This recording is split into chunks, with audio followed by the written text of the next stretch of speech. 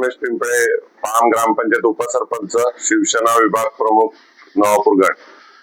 कालची घटना काल 6 तारीख दुपारी 2 वाजता 2च्या दरम्यान बाहेरील गुंडे 60 ते 70 लोक घेऊन गुंडे सर्व इकडे या जागेवर एक जेसीबी घेऊन या आमच्या अतिक्रमण तोडण्याच्या म्हणजे अतिक्रमण नाही, कोणीतरी त्यांना पाठवलं की तिकडे तोडायला जावं. तोडायचं त्यांचं म्हणणं हे नव्हतं, त्यांचा फक्त एकच होता की मला या जागेवर बोलवून आणि मला एका टायमात संपवण्याचा त्यांचा प्रयत्न होता, कटस्थान होता. त्याच्यात आमचे जे आम्ही आरोपी पकडले ते स्वतः बोलले. अशोक बाबूराव वडे हेही मीटिंग मध्ये आमच्या होते या जागेच्या विषय या मॅटर मध्ये. म्हणून ही रीतसर चौकशी होऊन आजपर्यंत आमच्या गावात व पंचक्रोशीत कुठल्याही असं आजपर्यंत अशी घटना झालेली नाही की बाहेरचे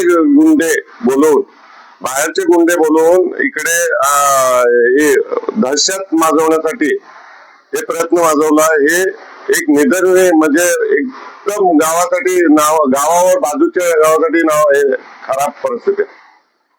आजच्या गावातील प्रतिष्ठित आता तुमच्या सांगण्याप्रमाणे तुम्ही जी काल झालेली घटना सांगितली आहे त्याप्रमाणे इथे ग्रामस्थ जमलेले आहेत, पालघर संघर्षाचे संपादक आणि गावकरी पण आहेत, माजी सरपंच आहेत. आपण यांच्याकडून जाणून घेऊ.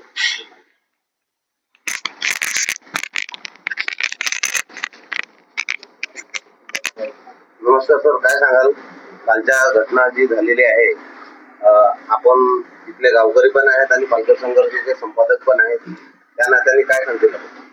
काल दुपारच्या 2च्या दरम्यान मला पण 2:30 नंतर मला ही माहिती मिळाली. मी स्वतः या ठिकाणी आलो होतो.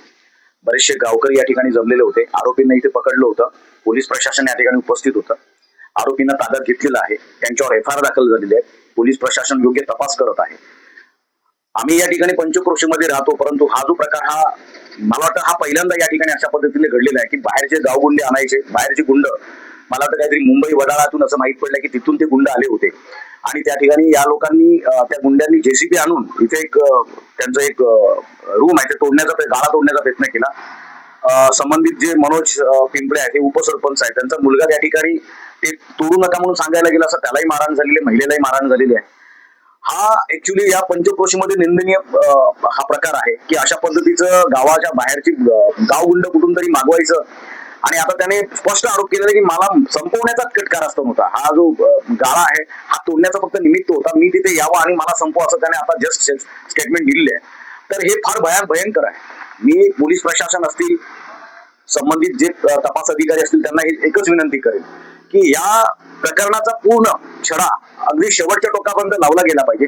जे संबंधित या गुन्ह्यामध्ये आहेत किंवा जे मागे असतील आणि पुढे कोणाला गेलं असतील ते तपासात निष्पन्न होणारच आहे. जे कोणी गुन्हेगार असतील, मग तो कोणी असू दे, गावचा असो, बाहेरचा असो, कोणी असो, किती मोठ्या पदावरचा असो, तर त्याच्यावरती कायदेशीर कारवाई झालीच पाहिजे असं आमचं ठाम मत आहे. आणि माझं असं म्हणणं आहे की तपासामध्ये सर्व निष्पन्न होणारच आहे.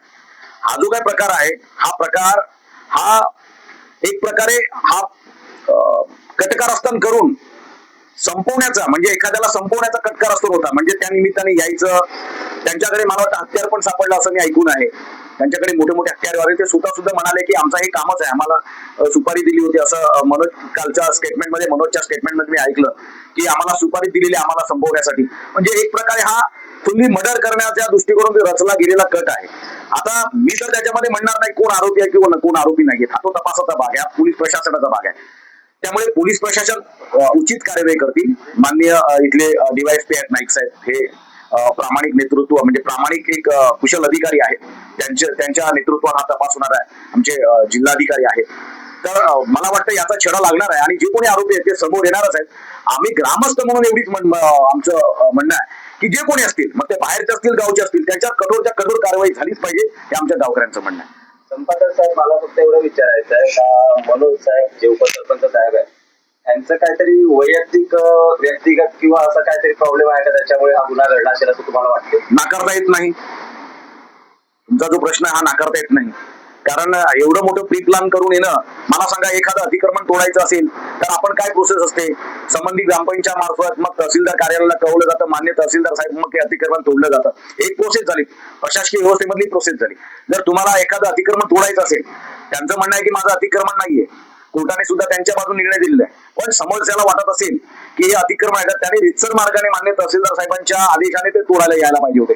अचानकपणे 2 वाजता येणार, जेसीबी घेऊन येणार, महिलांना मारहाण करणार, त्या मुलाला मारहाण करणार आणि त्यांच्याकडे हत्यार सापडणार. म्हणजे हे काय आहे, एक कटकारस्थान नाही, म्हणजे पूर्ण संपवण्याचा कटकारस्थान होता हे. तुम्ही आम्ही काय शेमडा मुलगा पण सांगेल की हे सर्व कटकारस्थान होतं. आपल्याला काय वाटतं त्यांच्या विरुद्ध काय कारवाई झाली पाहिजे? पोलीस प्रशासनाने तपास, कसं असतं, एक तपासाचा भाग असतो, पोलीस प्रशासन तपास करत असतं आणि त्या तपासामधून ज्या ज्या निष्पन्न होतात, मग पुरावे गोळा करणे, जाबजपा पंचनामे आहेत, सीसीटीव्ही फुटेजेस आहेत, त्यानंतर ज्या आरोपींना पकडले त्यांच्याकडून जे काही त्यांच्या जमानीमधून वधून आलं, ऑन रेकॉर्ड झालं असेल, सर्वात महत्वाचा सीडिया, हे जे कोणी आले होते त्यांच्या फोनवरून कोणाला कॉल गेले होते का, तिथून कोणाला आणखी कॉल गेले होते, कॉल का आमच्या काही ग्रामस्थांच्या संपर्कामध्ये होते का, किंवा बोईसर परिसरातल्या लोकांचे हे सीडीआरच्या माध्यमातून संपूर्ण निष्पन्न होईल आणि हे पोलीस प्रशासन योग्य उत्तम पद्धतीने करतील ते, आणि जे कोणी आरोपी असतील पडद्यामागे पडद्याच्या पुढे ते सर्व समोर येतील. आपण जी माहिती दिली त्याप्रमाणे अजून गावकरी उपस्थित आहेत, तर आपण काय सांगाल?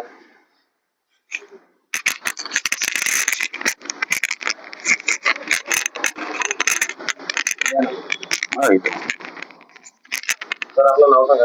माझं नाव कुणाल पिंपळे, मी माजी सरपंच होतो.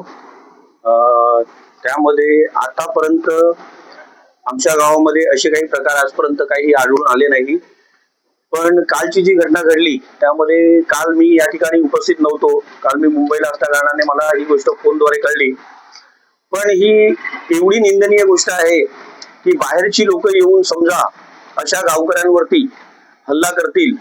आणि लोक म्हणत होती की नालासोपारा किंवा पनवेल या विभागातून माणसं आली होती आणि डायरेक्टली कुठल्या गोष्टीमध्ये माणूस कुठेही त्या स्थितीत नसताना 100 माणसं आल्यानंतर तो त्या स्थितीचा कुठल्या गोष्टीमध्ये कसा त्याच्यावरती उत्तर देईल किंवा कुठल्या गोष्टी कशा होईल हे न करता त्यांनी येऊन इकडे हा जो प्रकार घडवला, याबद्दल फार मोठी अशी ही घटना आहे. त्याबद्दल मी पोलीस प्रशासनाला एवढंच सांगेन की त्यांनी या गोष्टीचं सखोल चौकशी करून त्यामध्ये जे काही दोषी आहेत त्या दोषींवरती कठोरात कठोर कारवाई झाली पाहिजे. कारण की हा पाम गावाचा प्रश्न आहे आणि मी गावाच्या उद्देशाने मी एवढंच म्हणेल की आतापर्यंत आमच्या गावात असे काही प्रकार झाले नाही. राजकारणाच्या दृष्ट्या जर बघायला गेलं तर हेवे दावे असतात. मी आजही या ठिकाणी आलोय माझ्या गावाच्या निमित्ताने की माझं गाव आहे, तिकडे मी राजकारणातले हेवे देवे बघणार नाही आणि मी एवढंच बघेन की माझ्या गावकऱ्यांवर किंवा माझ्या गावातल्या मुलांवरती कुणा घरावरती कुठल्याही गोष्टी संकटात आल्या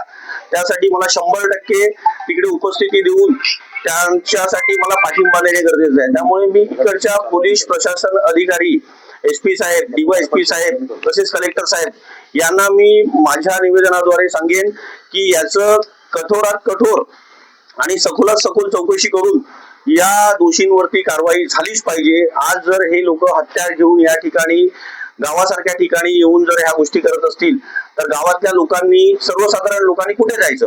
सर्वसाधारण लोकांवरती उद्या उठून हा जर असा प्रकार घडला, आज मी असं म्हणेल की मनोज पिंपळे चांगल्यापैकी एक व्यावसायिक म्हणून काम करतायत ते, मी त्यांना फार वर्षापासून बघत आलो आहे.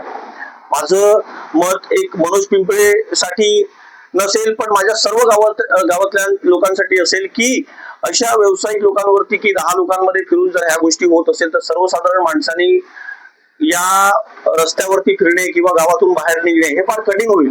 आता कोण दोषी आहेत आणि कोणी हे कुठल्या गोष्टी केलेल्या आहे याबाबत तर पोलीस स्टेशनला गुन्हा दाखल झालेलाच आहे. तर मी एवढंच म्हणेन की गावाच्या उद्देशाने ही फार निंदनीय गोष्ट आहे आणि सदर जे कोणी दोषी आहेत त्यांच्यावरती सखोलात सखोल चौकशी होऊन गुन्हा हा त्यांच्यावरती झालाच पाहिजे आणि त्यांच्यावरती कठोरात कठोर कारवाई झाली पाहिजे अशी मी गावाच्या उद्देशाने आणि सर्व ग्रामस्थांच्या उद्देशाने मी निवेदन देतोय. बाकी कालचा प्रकार जो घडला ते फक्त मला फोनद्वारेच कळलेला आहे. आता मला माझे जे काही भाऊ लोक आहेत त्यांनी मला सांगितलं की अशा प्रकारे इकडे पत्रकार परिषद होणार आहे, त्याबद्दल तुम्ही माझ्यासाठी तरी या. काही हेवे दावे असतात ते बाजूला, पण ते हेवे दावे सोडून मी या ठिकाणी का आलोय की मला माझ्या गावाचा प्रश्न पहिला महत्वाचा आहे आणि माझ्या गावाच्या बाबतीत जो कोणी कुठल्या गोष्टी अशा प्रकारे घडेल त्याच्यासाठी मी 100% नाही 1000% मी त्यांच्या मागे पाठिंबा देण्यासाठी उभा राहील. मनोज पिंपळे साहेब उपसरपंच पाम यांच्या संदर्भात काल जो गंभीर प्रकार घडला त्या संदर्भात आपलं म्हणणं काय असेल? माझं नाव नमिता नरेंद्र पिंपळे. मी शिवसेनेची तालुका संघटक आहे आणि हे मनोज पिंपळे हे माझे दीर आहे. आज त्यांच्यावरती जो हल्ला झाला तो घाणेरडा त्यांनी प्रकार जे गावातल्या लोकांनी केलेला आहे ते घाणेरडा प्रकार झाले आणि ह्याच्यासाठी मी निषेध करत आहे की माझ्या घरच्या लोकांवर जर हल्ला होत असेल तर आम्ही महिला वर्गाने, माझ्या मुलांनी, माझ्या मिस्टरांनी, माझ्या दीरांनी, आमचे सगळ्या फॅमिलीने जावं कुठे. मला ह्यांच्याकडे पोलिसांकडे मला एकच मागणं करायचं आहे की माझा परिवार एवढा मोठा हल्ला होत आहे तर आम्ही करायचं काय. याच्यामध्ये आम्हाला असं समजलं मॅडम तुम्ही आजी माजी सदस्य सर्व आले, तुम्हाला ग्रामपंचायत पामचा चांगला अनुभव आहे, तर त्या संदर्भात आपल्याला ह्या गुन्ह्यासंदर्भात आपल्याला काय बोलायचं? या संदर्भात म्हणजे असं व्हायला पाहिजे. हे काय इलेक्शन हे राजकारण हे वेगळी गोष्ट आहे, पण हे असं नाही व्हायला पाहिजे. कोणाच्या जीवावर नाही जायला पाहिजे कोणी. त्यांना मारण्यासाठी जी गुंड पाठवले होते गुंड्यांचं आता त्यांना अटक वगैरे झालेली आहे, तर आपली रास्त मागणी काय राहणार आहे? त्यांना ज्यांची नावं आहेत त्यांना कारवाई करा. ज्यांची नावं आहेत त्यांच्यावर कारवाई झाली. नाहीतर मी स्वतः एक स्त्री आणि सगळ्या महिला वर्ग पंचकृषीतल्या लोकांना घेऊन मी आंदोलन करणार आहे. मला न्याय मिळाला पाहिजे. माझ्या परिवारासाठी, माझ्या स्वतःसाठी, मी आज एक लेडीज आहे, माझ्या स्वतःसाठी मला न्याय मिळाला पाहिजे. नाही जर झालं ना तर मी स्वतः उपोषणाला बसणार, तिकडे समोर बसणार जिल्हा कार्यालयाच्या, किंवा माझ्या गावाच्या समोर मी बसणार उपोषणाला. माझ्या परिवाराला धक्का लागलेला आहे. आज माझ्या मुलाला काय झालं असतं, माझ्या मिस्टरांना काय झालं असतं, आम्ही काय केलं असतं महिलांनी. हे लोक मजापासून त्यांनी काम करत होता. पोलिसांनी कडक कारवाई करायची आहे यांच्यावरती, नाहीतर आम्ही आंदोलनच छेडू. भले आमच्यावर काही झालं तरी काय नाही, आम्हाला त्या व्यक्तींना ज्यांची नावं घेतलेली आहे त्यांना आमच्या समोर आणून त्यांच्यावर कारवाई करायची आहे आम्हाला. कारण की आम्ही नावं नाही सांगितले, त्यांनी स्वतः सांगितलेली आहे नावं. तर ते जर पोलीस जर काही लपवत असेल, आम्हाला जर कुठली बाबत आम्हाला सांगत नसेल तर पोलिसांवर पण आम्हाला कारवाई करायला लागणार. आम्हाला निर्णय पाहिजे म्हणजे पाहिजे त्यांच्याबद्दल. आणि अशा व्यक्तीला आमच्या गावातनं धिंड काढून बाहेर काढा. आमच्या मुलाला मारहाण झालेला आहे आणि आम्हाला पोलिसांचं पण प्रोटेक्शन पाहिजे आहे. माझ्या परिवारासाठी मला प्रोटेक्शन पाहिजे.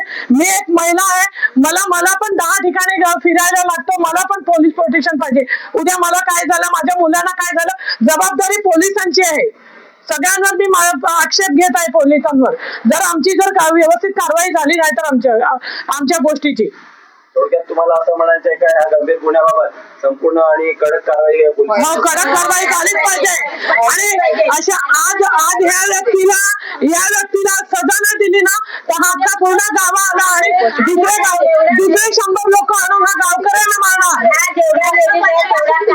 उपस्थित होत्या. आम्ही एका प्रेतावर जायला निघालेला म्हणून आम्ही रिक्षेतून खाली उतरलो. म्हणजे प्रत्यक्ष दर्शन आहे.